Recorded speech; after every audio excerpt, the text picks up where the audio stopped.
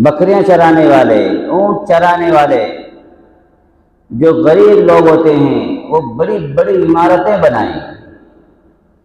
आज हम देख रहे हैं कि अरब ममालिक में अगर एक ने 100 मंजिल बनाए तो दूसरा 200 मंजिल बना रहा है, दूसरा 200 तो दूसरा 300 मंजिल, यानी दौड़ लगी हुई है।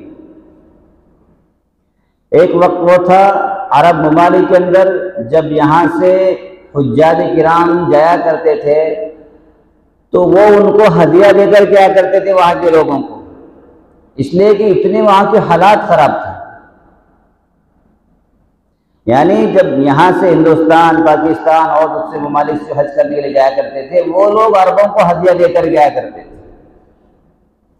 अब उल्टा मामला है, वो हमारी इतनी मेहमान नवाजी करते हैं, इतनी मेहमान नवाजी करते हैं कि हमें ताज्जुब होता है। अल्लाह ने आज उनको इतना नवाजा, इतना नवाजा है, लेकिन वही तो लोग हैं जो पहले बकरियां चराया करते थे, ऊंट चराया करते थे, यानी गरीब। ये क़यामत की निशानियों में से निशानियां हैं, जिसको हम तरक्की का दौर कह रहे हैं। इस्लाम तरक्की को मना नहीं करता है कि बस तरक्की मत करो, आप तरक्की तो होगी, इसलिए कि अल्लाह के नबी की बातें हैं। एक गरीब इतनी ऊंची ऊंची बिल्डिंगें बनाएगा, बादलों से भी ऊपर जा रही बिल्डिंगें आज हमारी, बादल से नीचे नहीं, बादल से तो ऊपर जा रही हैं। अगर उस इमारत पर, बिल्डिंग पर चले जाओ, बादल नीचे हो जाते हैं, उनकी बिल्डिंग ऊपर हो रही है, इतनी ऊंची ऊंची बिल्डिंगें बना रहे हैं। ये क़यामत की निशानियां हैं।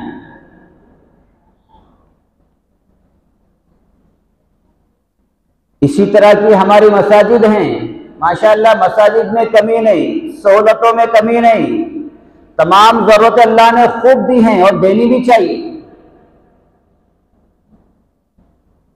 उलमाए किराम ने लिखा है जैसी सहूलतें घरों में होती हैं ऐसी ही सहूलतें मस्जिदों में भी होनी चाहिए, ताकि लोग नमाज को आकर के यकसुई के साथ नमाज पढ़ सकें। लेकिन वो हदीस पूरी होनी जरूरी है जिसमें अल्लाह के नबी ने कहा कि मस्जिदें आलीशान होंगी, होकर के रहेंगी। अल्लाह के नबी के ज़माने में देख लो, मस्जिद नबवी छप्पर की थी, बारिश में पानी टपकता था, सहाबाए किराम इन सफ़ों की जगह कंकरियां बिछाया करते थे, कंकरियां, सफ की जगह कंकरियां बिछाया करते थे ताकि जरा नीचे की मिट्टी न लगे। लेकिन आजकल माशाअल्लाह सफ है, सफ के अलावा कालीन बिछी हुई है। ये मस्जिद नबवी के अंदर है, एयर कंडीशन सिस्टम है, दुनिया की तमाम सहूलतें आज हमारी मस्जिदों में मौजूद हैं, इसलिए कि अल्लाह के नबी की पेशीनगोइयां पूरी होनी जरूरी है। लेकिन उसके साथ साथ में क्या हुआ कि मस्जिदें आलीशान हो गई और मस्जिदें भर भी रही हैं। पहले देखते थे बेचारे चंद रिटायर लोग, बुजुर्ग लोग एक दो सफ में हुआ करते थे, मस्जिद खत्म, नौजवान तो मस्जिदों में मिला ही नहीं करते थे। अब माशाअल्लाह नौजवान ज्यादा हैं, बुजुर्ग कम नजर आते हैं मस्जिदों में, मस्जिदें भरी हुई मिलेंगी। हदीस शरीफ में है कुर्ब क़यामत से पहले ऐसा होगा कि मस्जिदें भरी हुई होंगी लेकिन एक के भी दिल में खुशू और खुजू नहीं होगा। लो, जो खशियत होनी चाहिए, जो खौफ होना चाहिए, जो नमाज में दिल लगाकर अल्लाह से रो लगा करके पढ़नी चाहिए, वो चीज नहीं होगी, लेकिन मस्जिदें भरी हुई होंगी। जो अल्लाह के नबी ने जो बातें बताई हैं आज वो 100% दुरुस्त हो रही हैं।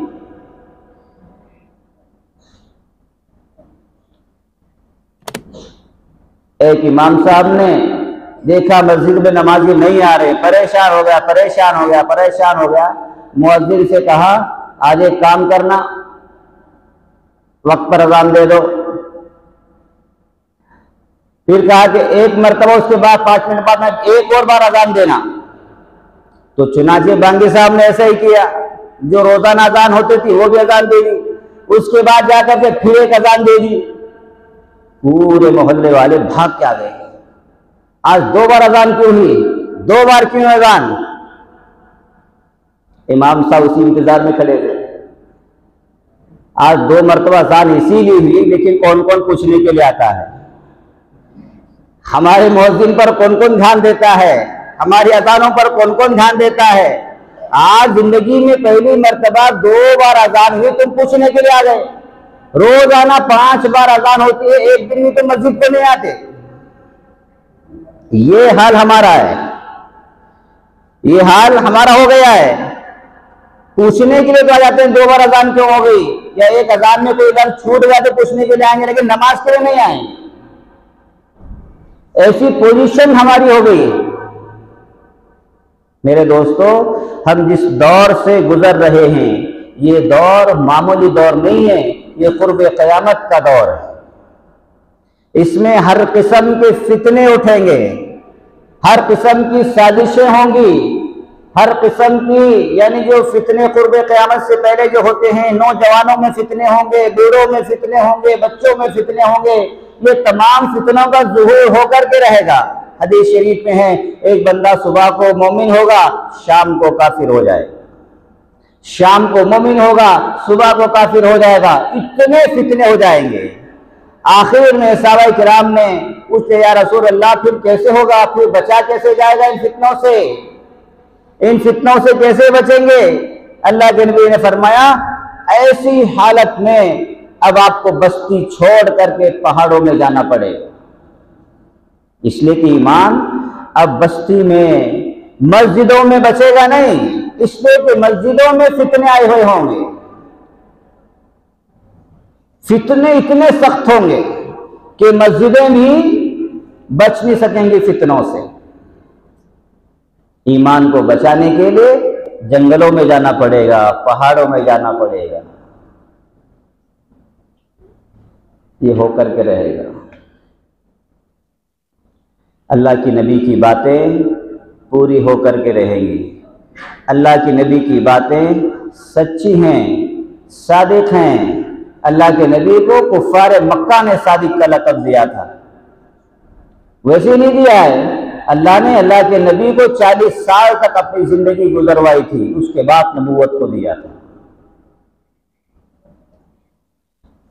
अल्लाह का शुक्र अदा करें, अल्लाह ने हमको रमजान जैसा महीना दिया है, जिस महीने के बारे में अल्लाह के नबी 2 महीने से दुआ करते रहे, रजब से और शाबान से, कि अल्लाह हमारे रजब के महीने में बरकत दे, शाबान के महीने में बरकत दे, और किसी तरह से रमजान तक पहुंचा दीजिए। यानी रमजान के इंतजार के लिए 2 महीने पहले दुआएं अल्लाह के नबी कर रहे हैं, रजब में दुआएं कर रहे हैं, और शाबान के महीने में खूब एहतमाम किया जा रहा है, इबादत का खूब एहतमाम। हज़रत आयशा फरमाती है कि अल्लाह के नबी रमजान के अलावा जो सबसे ज्यादा रोजे रखा करते थे वो शाबान के महीने में रखा करते थे। इसलिए कि शाबान के महीने में जो रोजे रखे जा रहे हैं वो रमजान की तैयारी है। रमजान कोई मामूली महीना नहीं है। हदीस शरीफ में है, रमजान ये अल्लाह का महीना है, शाबान अल्लाह के नबी का महीना है। हम अल्लाह के महीने के अंदर भी गाफिल हैं। अल्लाह तो बहाना चाहते हैं कि मेरा बंदा किसी तरह से मुझसे रुजू करे, मेरे करीब आ जाए, मेरे सामने हाथ उठा करके तौबा मांगे, माफी मांगे, तौबा करे, मगफिरत चाहे। मैं तो देने के लिए बैठा हूं, तौबा मगफिरत देने के लिए बैठा हूं, तौबा को कबूल करने के लिए बैठा हूं। मेरे बंदे हैं कि तौबा करते नहीं, मगफिरत चाहते नहीं। इतना एहतमाम किया अल्लाह ताला ने रमजान के महीने का कि शयातीन को कैद कर दिया। लोग जो इंसानों को बहकाते हैं, वसवसे डालते हैं, अल्लाह को इतना रहम है, इतना रहम अपने बंदों पर कि शयातीन जो मुसलमानों को, मोमिनीन को बहकाते हैं, उन शयातीन को ही कैद कर दिया ताकि वो बहका न सके, वसवसे न डाल सके, ताकि बंदा मस्जिद की तरफ आ जाए, ताकि बंदा नेक कामों की तरफ आ जाए, ताकि बंदा गुनाहों से बचे। इसीलिए शयातीन के कैद करने का असर यह होता है कि बंदा रमजान में गुनाह करते हुए डरता है, बचता है। इसलिए कि जो वो गुनाह कर रहा है वो अपने नफ्स की वजह से कर रहा है, इसलिए कि शैतान तो कैद है, वो वसवसे भी नहीं डाल सकता। अब जो भी गुनाह हमसे हो रहे हैं, आदत की बिना पर हो रहे हैं और हमारे नफ्स की वजह से, हमारा जो नफ्स की आदत बन चुकी है गुनाह करने की, झूठ बोलने की, गीबत करने की, चोरी करने की, जो आदत बन चुकी है वो आदत भी रेगुलर चल रही है रमजान के महीने में। अब कोई ये कहे नहीं शैतान ने मुझको बहका दिया, नहीं, शैतान तो कैद है, कोई कैसे बहका सकता है? ये तरह नफ्स बहका रहा है। इतना है तमाम रमजान के महीने का। अल्लाह ताला हम पर रहमत भेज रहे हैं, मग़फ़िरत भेज रहे हैं और हम उसको समझ नहीं पा रहे हैं। मेरे दोस्तों, अल्लाह ने हमको आज़ादी दी है। आज हम रमज़ान हो, 5 वक्त की नमाजें हों, हज उमरा हो, ज़कात का अदा करना हो और दूसरे खैर खैरात हो और दूसरी दावत तबलीग हो, मदारिस हो, खानका हो, दरगाह हो, जितनी भी चीजें हैं ये सब आज़ादी के साथ हम जी रहे हैं जिंदगी। हमें किसी किस्म की कोई रुकावट नहीं, कोई रुकावट नहीं है हमारे मुल्क के अंदर। अल्लाह ने हमको एक बहुत बेहतरीन मौका दिया है, लेकिन हम उस मौके का फायदा नहीं उठा रहे। अल्लाह ने हमको 5 वक्त नमाजों की आज़ादी दी है इस मुल्क के अंदर, वरना बाज़ मुल्कों में ऐसा है कि आप नमाज नहीं पढ़ सकते। बाज़ मुल्कों में ऐसा है आप दाढ़ी रख नहीं सकते। बाज़ मुल्कों में ऐसा है आप टोपी ओढ़ नहीं सकते। इस्लामी मुल्कों में ऐसा है। इतने खतरनाक मसाइल हैं। यही तुर्की जहां मुसलमानों ने 100 साल यानी दुनिया पर हुकूमत की है, जहां खिलाफत कायम थी, वहां अरबी में अजान देने पर पाबंदी थी। आप अल्लाहु अकबर कह के अजान नहीं दे सकते थे। आप अंदाजा लगाएं, जब खिलाफत उस्मानिया खत्म हुई आप दाढ़ी रख नहीं सकते, आप अजान दे नहीं सकते। यानी जहां इस्लामी हुकूमत थी, पूरी दुनिया जहां से चलती थी इस्लाम के रास्ते पर, उसी जगह ऐसी पाबंदियां लग गई। क्यों लग गई? इसलिए कि जब अल्लाह ने हमको आज़ादी दी थी, आज़ादी के साथ नमाज पढ़ने की, आज़ादी के साथ दाढ़ी रखने की, आज़ादी के साथ हज और उमरा करने की, आज़ादी के साथ तमाम उमूर अरकान को अदा करने की, उस वक्त हमने कोताही की। आज़ादी के ज़माने में हमने कोताही की है। आज़ादी के ज़माने में जब इंसान कोताही करता है, फिर अल्लाह हालात को बदल देते हैं। लाओ, मैंने छूट दे दी थी इनको, आराम से नमाज पढ़ सकें, आराम से रोजे रख सकें, आराम से हज कर सकें, लेकिन ये बंदे हैं कि इसका इसने गलत इस्तेमाल किया है कि नमाज पढ़ने को तैयार नहीं है, रोजा रखने को तैयार नहीं है, हज करने को तैयार नहीं है, ज़कात देने को तैयार नहीं है और दीनी उमूर अदा करने को तैयार नहीं है। ये नाकदरी कर रहे हैं। फिर अल्लाह ताला ऐसे हालात बनाते हैं, ऐसे हालात बनाते हैं, ऐसे हालात बनाते हैं, फिर आप 2 रकात नमाज पढ़ने के लिए तरस जाते हैं। अपना मुल्क होने के बावजूद भी 2 रकात नमाज पढ़ने के लिए तरस जाते हैं। उंदलस के हालात देख लें, जहां मुसलमानों ने 800 साल हुकूमत की है। 1 साल, 2 साल, 5 साल नहीं, या वोट के जरिए से नहीं, बल्कि बादशाहत कायम करके मुसलमानों ने 800 साल हुकूमत उंदलस पर की है। वहां हालात देखो कैसे हालात हैं। मस्जिद कुर्तुबा स्पेन के अंदर, जहां हमने, वहां भी 800 साल हुकूमत की है। उंदलस का वो इलाका जहां इमाम बुखारी रहमतुल्लाह अलैह पैदा हुए, जहां इमाम तिर्मिज़ी रहमतुल्लाह अलैह पैदा हुए, जहां साहिब हिदाया पैदा हुए, ऐसे ऐसे अल्लाह वाले जो आलिम कोर्स में किताबें जो पढ़ाई जाती हैं, वो तमाम के तमाम बुजुर्गान दीन लिखने वाले मुसन्निफीन जितने भी थे, मुहद्दिसीन किराम, मुफस्सिरीन इज़ाम, वो तमाम के तमाम उंदलस के रहने वाले थे। लेकिन ऐसी जगह भी ऐसे हालात आ गए कि मुसलमानों को नमाज पढ़ना मुश्किल हो रहा है, मुसलमानों को कुरान पढ़ना मुश्किल हो रहा है। क्यों?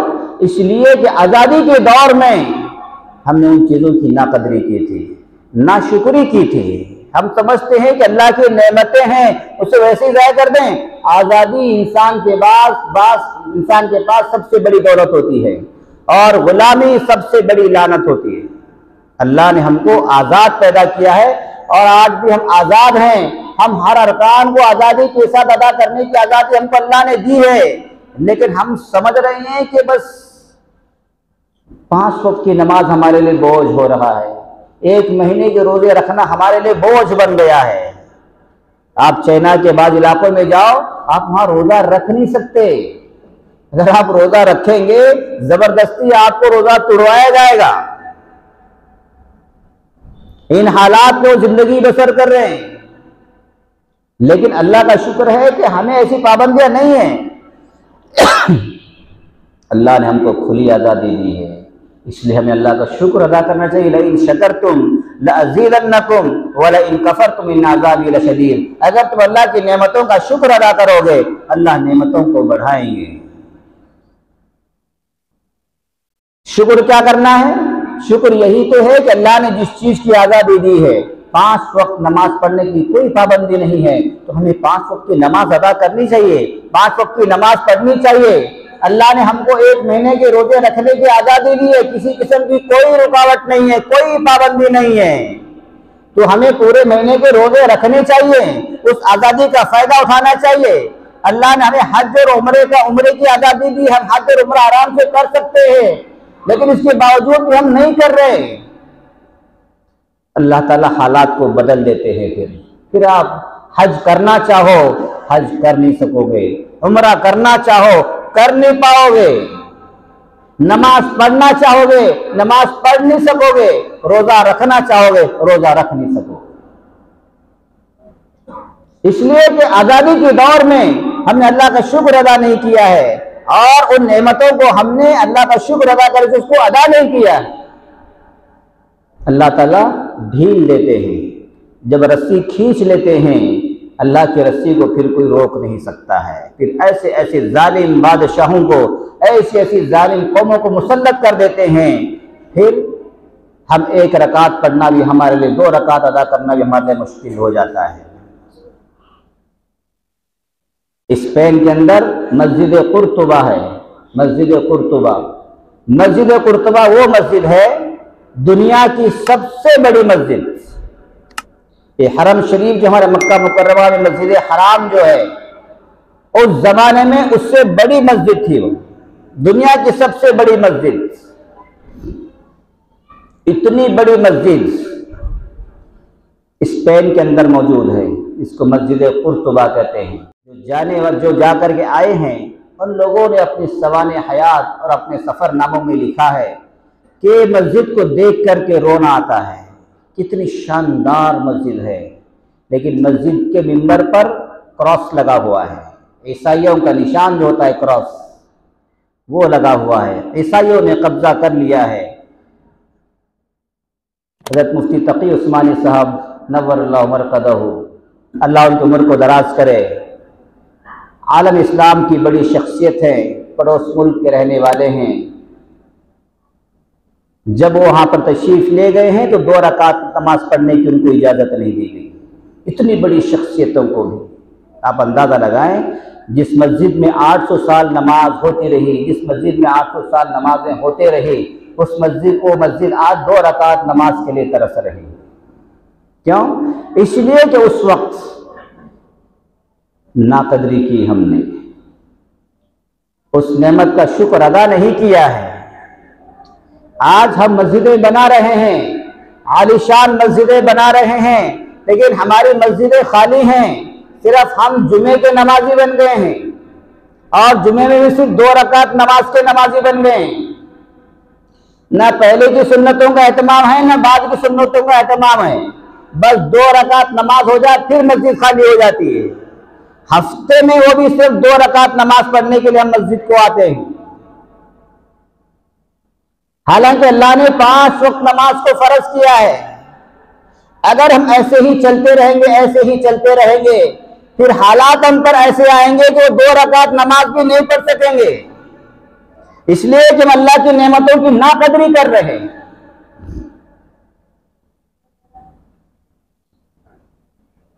हम समझ रहे खाने पीने का नाम ही ये अल्लाह की नेमतें हैं। आसाइश, आराम, घर मकान का नाम ही ये नेमतें हैं? नहीं, आजादी सबसे बड़ी नेमत है, आजादी सबसे बड़ी दौलत है। उसी आजादी की वजह से आज हम ईमान पर कायम हैं, इस्लाम पर कायम हैं, वरना आगे चलकर दो दो रकातों के लिए मोहताज बन जाएंगे। इसलिए मेरे दोस्तों, नमाजों की पाबंदी किया करो, रोजों का एहतमाम किया करो, इस नौजवानी को अल्लाह के रास्ते में लगाओ, दीन में लगाओ, नमाज मस्जिदों में लगाओ। ये हमारी नौजवानी, आज हम सोच रहे हैं कि नौजवान है, अभी तुम्हारी लंबी उम्र पड़ी है, अभी तुम्हारे 60 साल होंगे, 70 साल होंगे, 80 साल होंगे, वो गए दिन, 60-70 साल के दिन चले गए। अब तो 40 साल में इंतकाल हो रहे नौजवान हमारे। ऐसी ऐसी हमारी आदतें, ऐसे ऐसे हमारे कैरेक्टर बन गए हैं, उन कैरेक्टर की वजह से, आदतों की वजह से हमारी उम्र कम हो गई। माँ बाप के सामने औलाद के जनाजे उठे,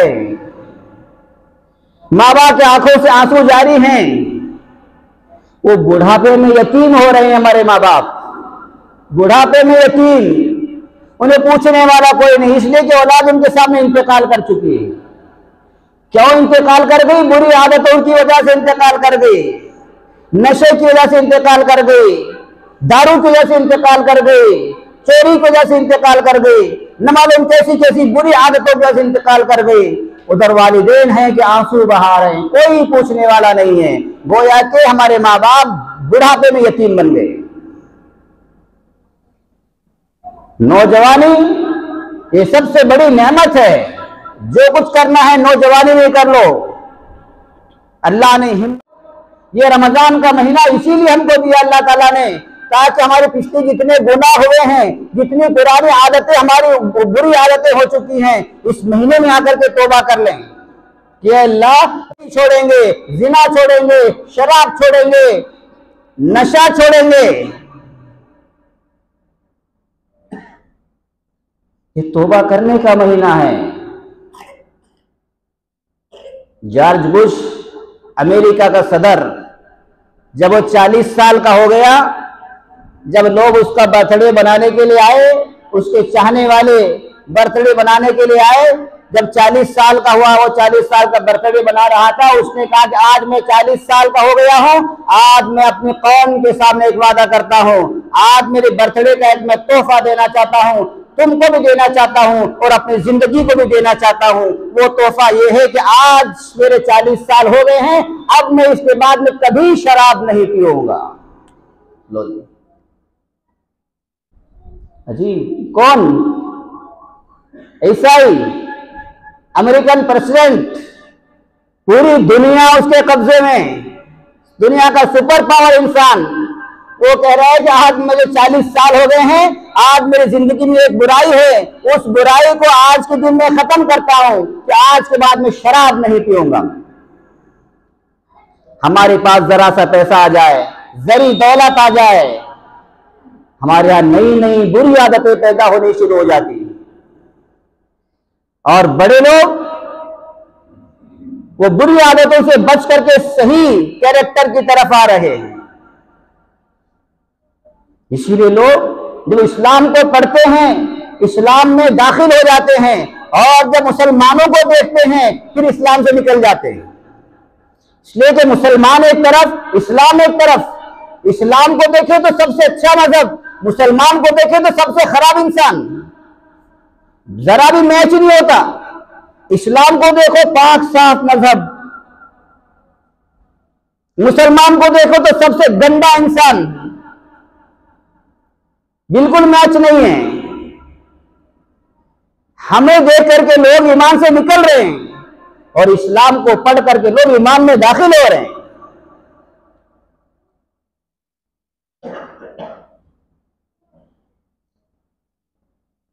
रशियन जो मिनिस्टर था गोर्बाचोव, जो पुराने लोग हैं वो जानते हैं, नई पीढ़ी नहीं जानती उसे, बहुत बड़ा प्रेसिडेंट।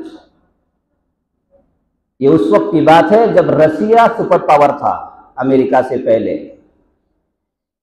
मिस्र से कारी अब्दुल बासित जो उस वक्त के बादशाह थे अब्दुल नासिर, उनको अपने साथ यूएसआर रसिया ले गए। तो गोरबाचोफ के सामने कारी अब्दुल बासित की क़िरात पढ़वाई गई। दुनिया का सुपर पावर इंसान है, दुनिया के सुपर पावर मुल्क का बादशाह है, लेकिन अब्दुल नासिर जो मिस्र का सदर था, वो अपने साथ कारी अब्दुल बासित जो दुनिया के सबसे बेहतरीन कारी थे, आज भी उनकी क़िरातें नेट पर मौजूद हैं। आज भी हमारे कुर्रा हजरात उनकी नकल करने को फख्र समझते हैं। उस इंसान को लेकर के गए और गोरबाचोफ और उनकी जो पूरी जो जो जो, जो उनकी कमेटी थी और जितने लोग बैठे थे पार्लियामेंट में, उनके सामने कारी अब्दुल बासित की क़िरात पढ़वाई गई। जब क़िरात पढ़ी उन्होंने, हालांकि वो तमाम लोग कम्युनिस्ट लोग, खुदा को मानने वाले लोग नहीं थे वो लोग, लेकिन फिर भी अब्दुल नासिर साहब ने कलाम पाक की तिलावत करवाई। जब कारी अब्दुल बासित की क़िरात हो रही थी तो गोरबाचोफ के आंखों से आंसू बह रहे थे। इसलिए कुरान में अल्लाह ने वो दर्द, वो असर रखा है।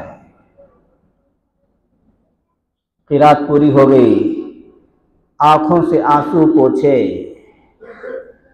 उन्होंने तारुफ कराया, ये फलां जगह मिस्र से आए हैं, ये कारी साहब हैं, कुरान पढ़ने वाले हैं, कुरान की अच्छी आवाज़ पढ़ते हैं, बहुत बेहतरीन कुरान पढ़ते हैं, कुरान बहुत बेहतरीन किताब है। गोरबाचोफ तारीफ कर रहा है इस्लाम की। फिर आखिर में उसने एक सवाल कर दिया, बहुत अच्छी बात है, इस्लाम बहुत अच्छा मज़हब है।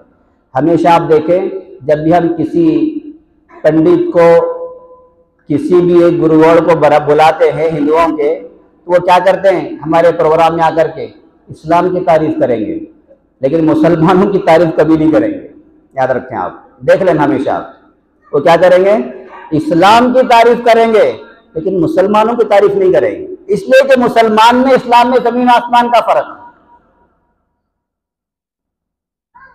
तो गोरबाचोफ कहने लगा, बहुत अच्छी बात है, कुरान बहुत सच्ची और अच्छी किताब है, लेकिन आप मुझे ये बताएं अब्दुल नासिर साहब, ये जो कुरान पाक है, आप कौन सा आपका ऐसा मुल्क है जो कुरान के मुताबिक आप चला रहे हैं?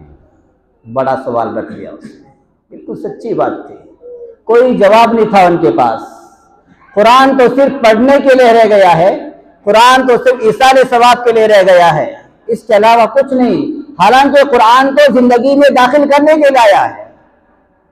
कुरान जिंदगी है। अल्लाह के नबी से, हज़रत आयशा से पूछा गया, अल्लाह के नबी के अखलाक क्या थे?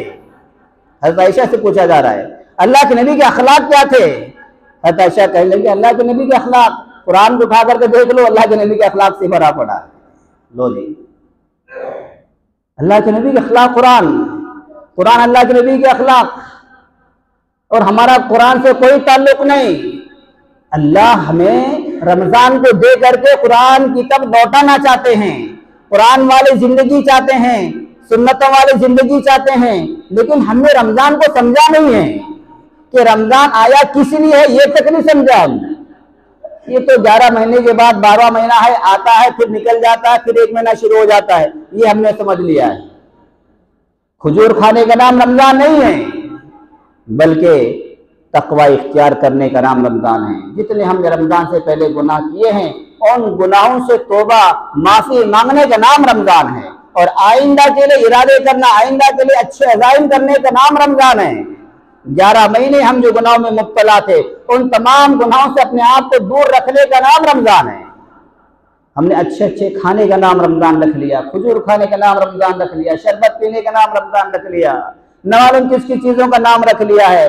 हम 11 महीने में जो नहीं खा सकते और रमजान में खा लेते हैं, हमने इस महीने का नाम ये रख लिया। नहीं मेरे दोस्तों, न मालूम अब हम जितने मौजूद हैं यहाँ पर, आइंदा साल हमको रमजान मिलेगा क्या नहीं मिलेगा कुछ पता नहीं, कुछ गारंटी नहीं है।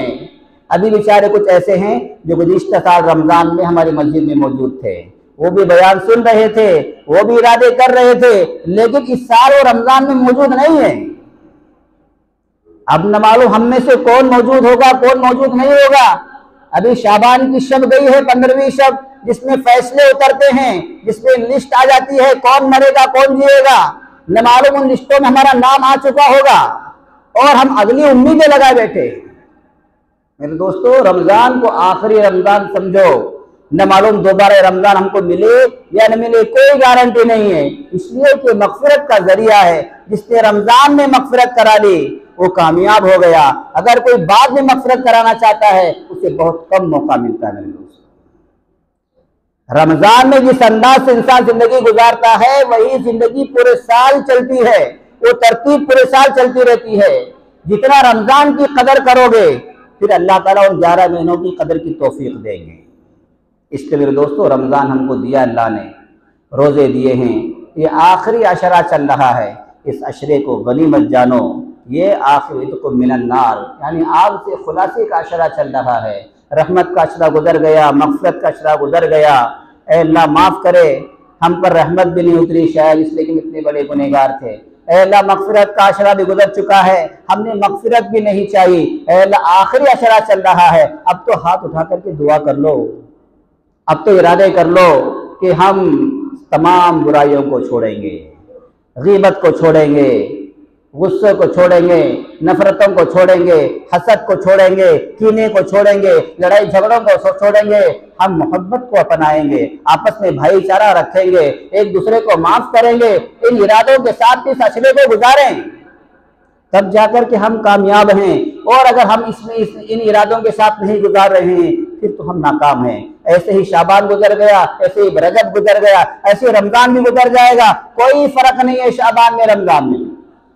मेरे दोस्तों, अल्लाह का शुक्र अदा करें, अल्लाह ने हमको रमजान दिया है। देखो, अल्लाह के नज़दीक बंदा जब हाथ उठाता है अल्लाह को रहम आ जाता है, प्यार आ जाता है। बस अल्लाह चाहते हैं कि बंदा हाथ उठा ले, हमें हाथ उठाना चाहिए। रोना आए या ना आए, रोने की शक्ल तो बना ही लेनी चाहिए। हर इंसान को रोना नहीं आता, हर इंसान को रोना नहीं आता। जिसे रोना नहीं आता उसका दिल सख्त हो जाता है। सख्त क्यों होता है? गुनाहों की वजह से सख्त होता है। इसलिए हाथ उठाने से पहले पहले मग़फ़िरत मांगा करो, तौबा किया करो, फिर रोना आएगा। जब रोना आता है फिर अल्लाह ताला आंसू गिरने से पहले पहले हम तौबा को कबूल कर लेते हैं।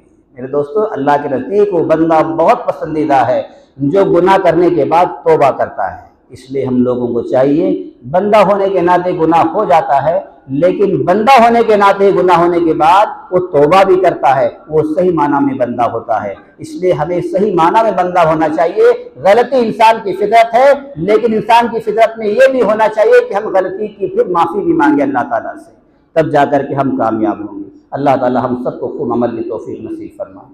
व आखिर दुआना अल्हम्दुलिल्लाहि रब्बिल आलमीन।